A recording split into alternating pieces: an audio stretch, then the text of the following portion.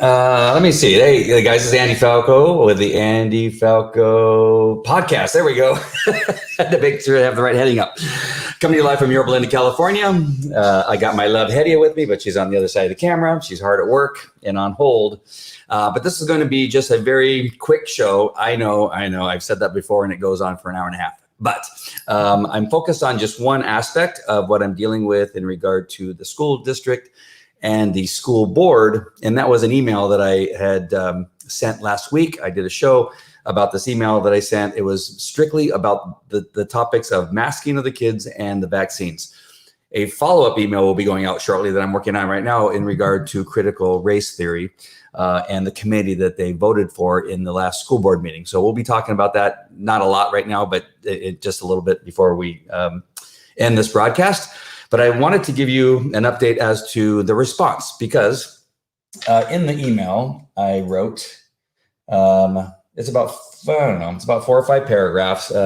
I cite the Journal of the American Medical Association article on mask. I'll read you a little bit about that and how it's harming our children. So I'll read just a snippet of that. That is the one of the studies that I sent to them. Previous to that study, I sent a similar email to the school district and the school board about how masks don't work. That was from a study done in 2016. So I'd already sent them one at the beginning of the pandemic in regard to the mask, and that had to do with the ineffectiveness of the mask in a study that was done previous to the pandemic. Why is that important? Well, it's important because that study was done without any bias based on, what the government was trying to say, what the media was trying to say, what the CDC was trying to say. It was just simply a study just to talk about how effective masks were against such things as a virus. And essentially that study said they weren't effective at all, especially the paper and cloth masks that 99.9% of the people were wearing and have been wearing throughout the pandemic as we walk around the streets. Not, of course, medical personnel or those in laboratories. They wear something completely different, which does protect them from something like a virus, but not the mask that we were told we should wear to protect us. As a matter of fact, we've learned from other studies, not necessarily done in the United States, but in other countries, that the lockdown and being locked down actually caused more people to catch the virus than those that weren't locked down. So those are some of the studies that over the last year I've been sending the school district. But this most recent one, which I sent on July 2nd, I wanted the school board and the school district supervisor's position on masks and the vaccine, and wanted their response. I also sent them a video, one of the most recent videos, which you've probably seen, and that is the mother testifying in regard to her daughter having a vaccine and the negative results that she had, that she's now having tons of different problems. And if you haven't seen the video, look for it. I might try to play it before we leave here, just in case you haven't seen it. But it's the one where she talks about where she's pro-vaccine. Her and her husband decided that they would get their, I believe she's 12 or 14 year old daughter into the program where they would get the vaccine. And as a result, the child is very ill and has trouble holding up her head and is nauseous all the time and is just having a difficult time with the after effects of the virus. So I sent that video.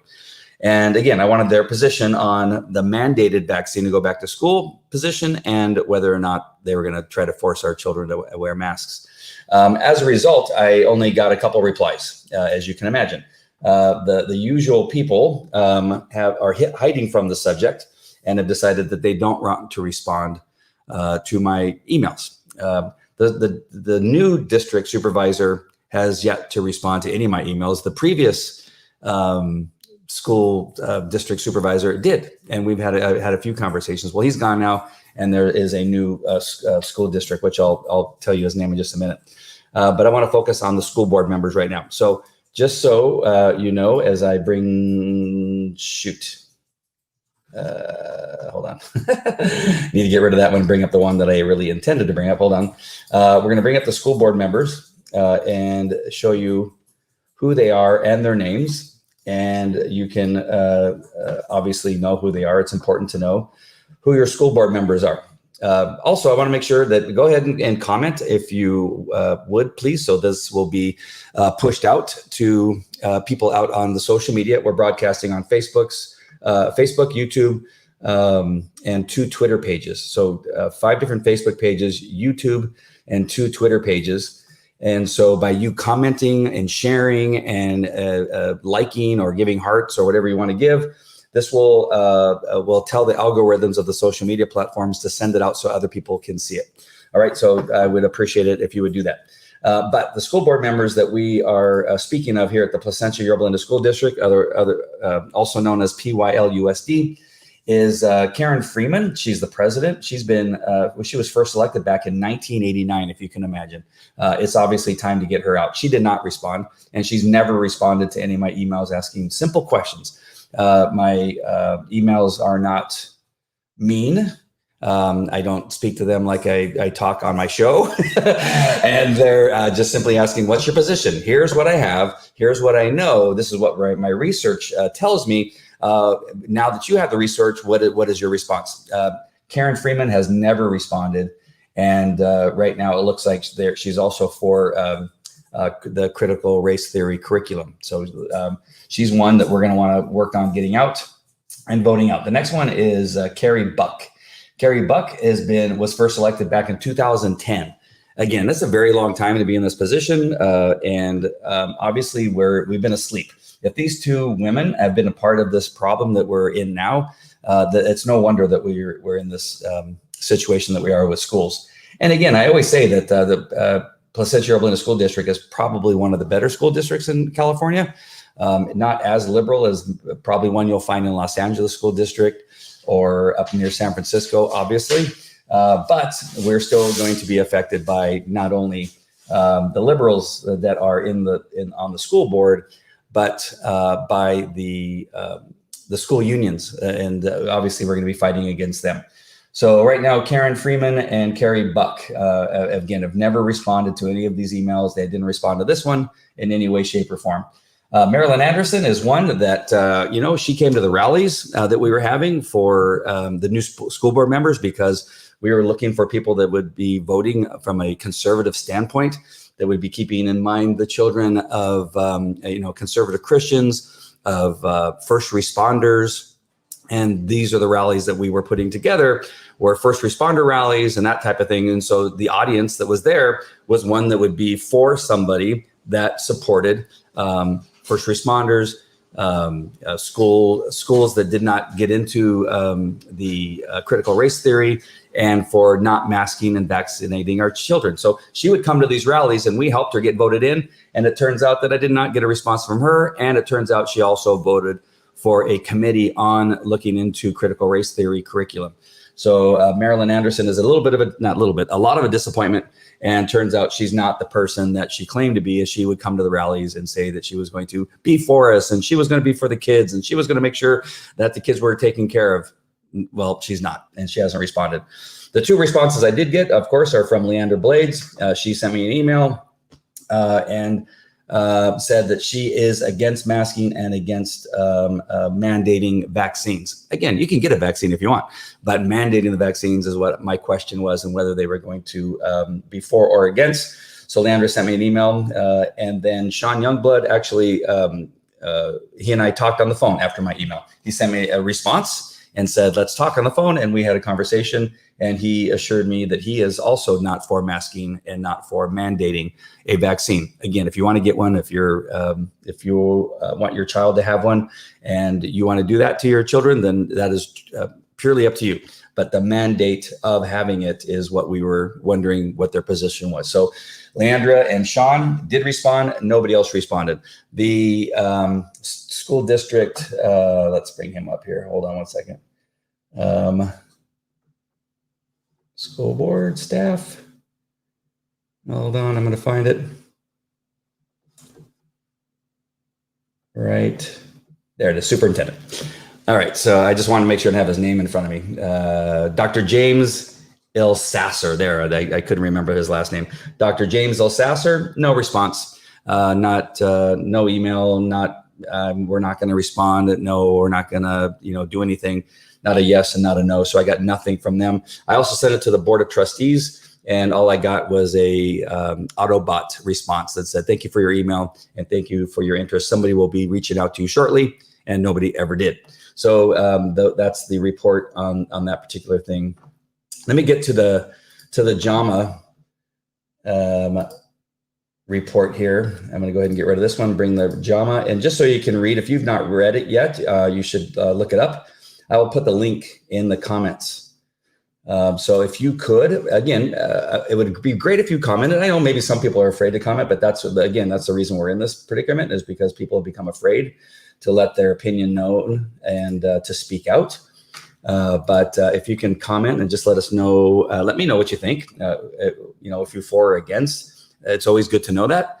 And I can also, let me go ahead and put the link in now before I forget, before we get to the end. So I'm going to put the Journal of American, of the American Medical Association.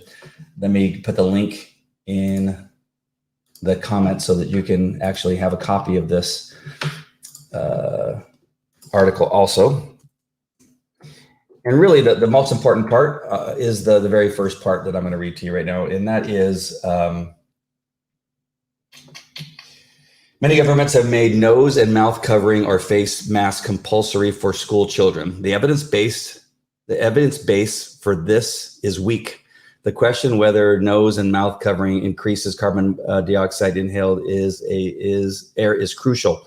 A large-scale survey in Germany of adverse effects in parents and children using data of 25,930 children was shown that 68% of the participating children had problems when wearing nose and mouth coverings.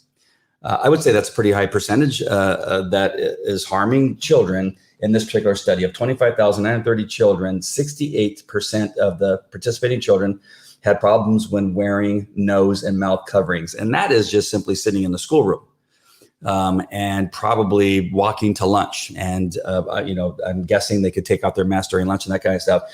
This does not take into account the athletics that they were having children wear masks. Now, as the school was coming to a close, this school year, just a month ago, they did lift the mask wearing outside and the mask wearing during PE. And it was an option that the children had. If they wanted to wear it, they could wear it, but they didn't have to wear it. But still inside, they were forcing children to wear it.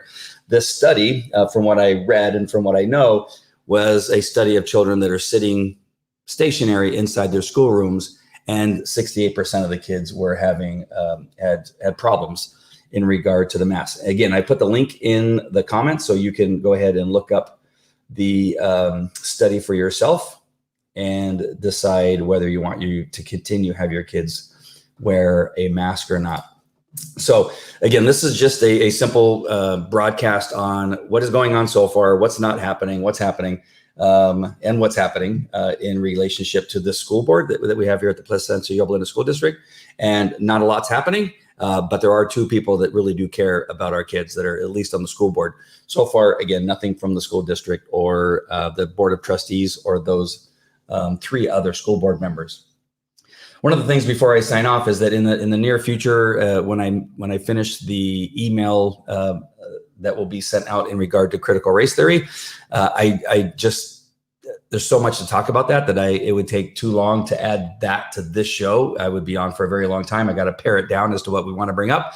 But it clearly is one of those things that has been going on in our community for decades, in especially the Democratic-run cities and the lower income cities. It's a way that they can get a certain portion of our communities to believe that they're oppressed, and the people that are oppressing them are as everybody else.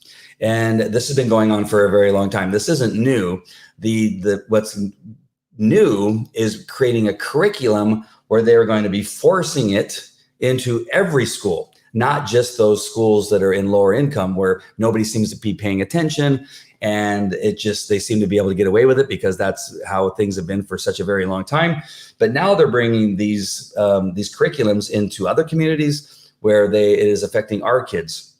as I've said before, and I'm going to go ahead and say it again, is that especially in the school district that we belong to here, is that there are a large number, and I know of probably 6 or 7, and so I know there's a lot more than that, of children who have parents who are police officers. Part of this curriculum is one that says that police are racist, that they're murdering black men on the streets, they're hunting them down.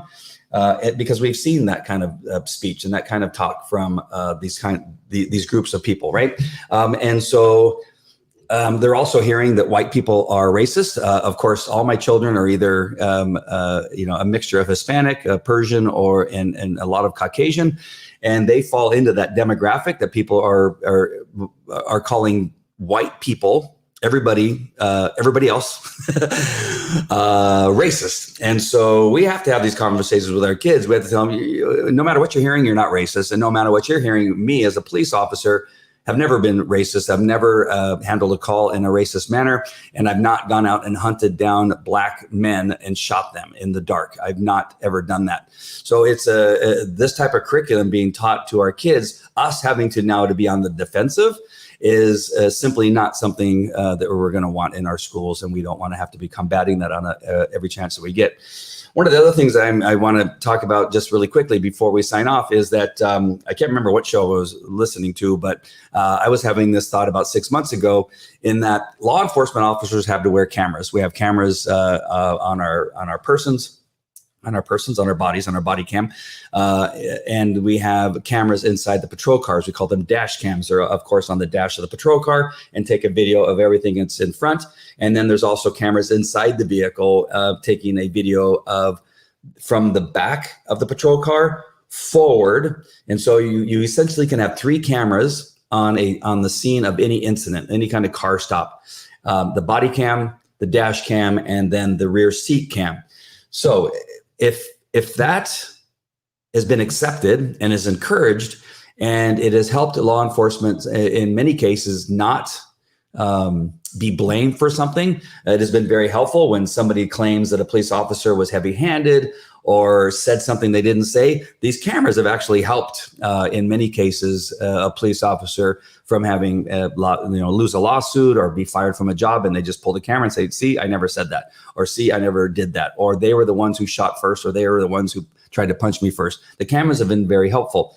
And of course, they've also been helpful in cops that have done things that aren't correct, that have lashed out against a motorist unnecessarily. And so they're important for that. I believe now strongly that if it's good enough for police, it's good enough for the classroom. And so one of the things I think we should start talking about is putting cameras in the classroom.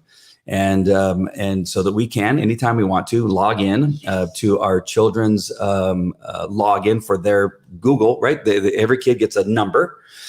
We could use that number to log in to their classroom through Aries, is what we use with Placentia Yorba School District. Log in through the Aries, just like we would do anything else. Look at their grades, look at their progress reports, look at their attendance record, and then there'll be a portal for going to the video cameras that are inside their classroom, and we can hear them and see them, what's going on. So I think this is one thing that we should probably start looking at and start pushing for all of our schools to do, and that is have cameras inside the classrooms. I don't know to the extent of having one on the body of the teacher. We might, but I think first steps would be to have cameras and microphones inside the classroom so we can hear and see what's going on, because we learned a lot, right? As if there's one thing that came out of the Zoom classrooms, is that we were able to sit there when we wanted to and listen to what was going on.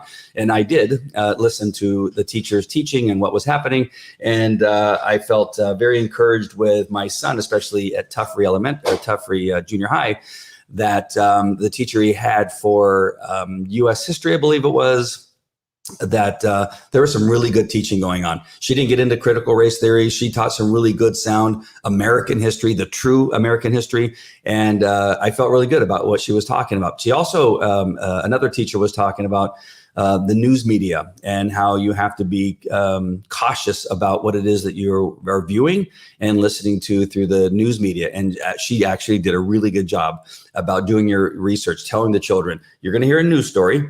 Take the information from that news story, do your research, and find out where the truth is. Because if you're listening to the wrong channel, it may not have the actual facts of whatever it is that they're reporting on. So I thought she did a really good job. So again, the benefit of having those Zoom classes for the period of time we had is that we were able to see what was going on in the classroom because the classroom was in our house.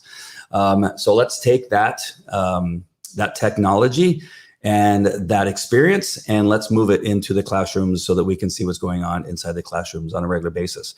And why not? What are they going to say? You can't see what we're doing. Why? We see what cops do every day. We see what they do on car stops. We see what they do inside of somebody's house. And it is a great way to see what's going on and keeping tabs on what is happening in the classroom. And again, it will protect the teacher from any claims or accusations from students that the teachers may have said something or did something, and we'll have the video, and the teacher will be able to say, see, I didn't say what your child said that I did. And so it can go both ways. So let's look at that. All right. So again, that's the update. I sent out that email back on July 2nd. I got 2 responses. And that, of course, again, is from Leandra Blades and from Sean Youngblood. They're doing a great job. I support them wholly that they actually respond. And if they didn't agree with me, they also would tell me. I feel that strongly. And you don't have to agree with me to respond to an email. Just tell us how you feel. That way we can go. We're going to take silence on this subject matter, that they are for masking and for mandating vaccines by not responding. That's what we're going to assume is what they're doing, because they also voted for the committee in looking into bringing the critical race theory to Placentia Yorba as a curriculum. Hello, Carl Whitney. Nice to see you. Carl says, no mask or vaccine for my children. No CRT either. Absolutely. And then CRT falls in line with Black Lives Matter propaganda.